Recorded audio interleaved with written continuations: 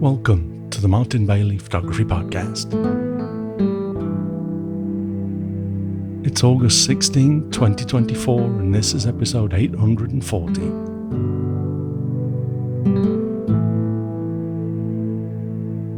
Today I've selected 10 images from the last 3 days of my 2024 complete Namibia tour, all from the Etosha National Park. Etosha is a very special African national park in that for most of the year it isn't a lush green oasis for wildlife. It's an excellent representation of Namibia as a country, as it's mostly arid, dry land, and the animals have adapted to harsh conditions. This has become ever more so in the last few years, as Namibia continues to be in the grip of a drought that doesn't look set to ease up soon. We start with a photo from the Okaukueya waterhole, at which a herd of zebra seem to pay their respects to an approaching elephant. A strange dynamic always comes into play when an elephant arrives at a waterhole, with many animals sitting back waiting to see how good the elephant's mood is before they venture back to the water to drink. Some animals will stay away entirely until the elephant leaves again. Speaking of moods, it was hard to tell if this pair of zebra were friends or foes. The one at the back in this shot continued to chase the other around for a few minutes, and a couple of times that hoof caught the jaw of the pursuing zebra and bent its face out of shape for a moment, but it didn't dampen the spirit of the chaser. I chose this shot over a facial blow shot because it sums up the interaction much better, with the chasing zebra almost looking like it's smiling as the other tries to kick it. To get these shots with both zebras sharp, I was shooting at f11 with my ISO set to 1600, which enabled me to get a fast shutter speed of a 2,500th of a second, and that's necessary to freeze the action and the dust kicked up by the zebra. I was shooting with Canon's new RF 200 to 800mm lens and had zoomed in to 742mm for this shot. This little guy in the next image is an antelope called a dik-dik, caught here looking uncharacteristically curious. They are usually so timid that the moment they see you, usually well before you stop your vehicle and raise your cameras, they run into the bushes. You've got to love those big brown eyes, although I can't say I'm a massive fan of their rodent-like noses. Another thing we enjoyed and possibly spent too much time doing on this trip was waiting for a lilac-breasted roller to take flight. This does take patience, as often they fly away as you park your car, or the ones that stick around can sometimes test your patience and shoulder strength by sitting it out longer than most people can hold up a long lens. They are beautiful birds though, and probably one of just a handful of small birds I'm interested in photographing. I used a 4,000th of a second shutter speed to keep it sharp as it took flight, and was happy to get the colourful wings spread like this. Next we came across two brother cheetahs sleeping under a tree and spent some time photographing them in the morning. However, they probably had full stomachs and were mostly sleeping, so they were not very photogenic. We decided to leave them for a while and go for lunch.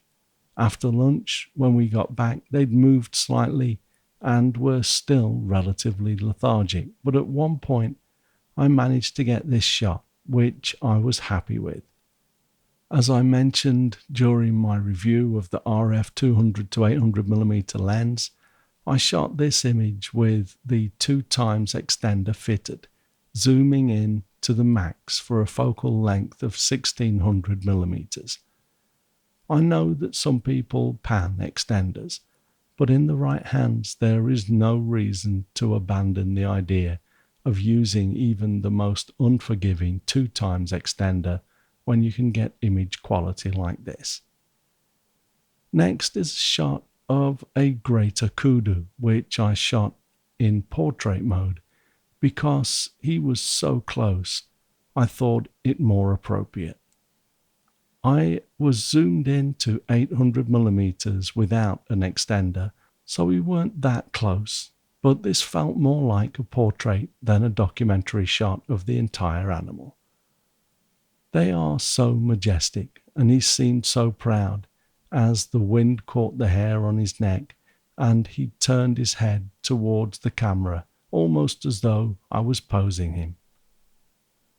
After a restroom stop on our way out of the nearby Namutoni camp, we noticed a hornbill or a flying banana picking up ants from the grass and flicking them into that big banana bill. I've never really photographed the hornbill, but this behavior felt like a good opportunity and reason to raise the camera. Finally, we have 3 elephant photos to look at. This was a fantastic shoot that I won't forget in a hurry. There was probably a group of 40 elephants at the waterhole, and 3 or 4 smaller groups waiting around the edges of the clearing surrounding the waterhole. There was an obvious pecking order, or simply a respect for the group already there, and when they left, another group went to the waterhole, and the rest stayed where they were and continued waiting. Despite the respect shown among the groups, I was somewhat disappointed by the way the groups treated this elderly mother and teenage child. They stood waiting until all of the larger groups had visited the waterhole, but when around half of the last group had moved away, they approached the waterhole, and there was still half a group there, and they were promptly driven away. There was room for them at the waterhole, but maybe they were treated that way because they broke the protocol. I couldn't help but wonder why these 2 elephants were alone. The mother was older than most mothers with teenage children, and I wondered if that had been a problem in elephant society. Maybe they frown upon elderly females with children rather than going into nanny mode, helping the younger mothers with their children instead. It's pure speculation, of course, but it didn't feel like this was just about the waiting protocol. They both just looked so sad, and it was saddening to watch. We left that waterhole and swung by one last location before leaving. As we arrived, there were no animals at the waterhole, but just as we were thinking of turning the car around to drive away, a small group of elephants came out of the bushes, led by one of the younger members of their group. The light was beautiful, with long shadows, but the warmth of the light made everything look the same, so I continued to process these images in black and white. I'm not running the Namibia tour next year or in the foreseeable future, although I may start again, as I genuinely love the country, so it saddened me to think that this would be my last shoot, at least for a while.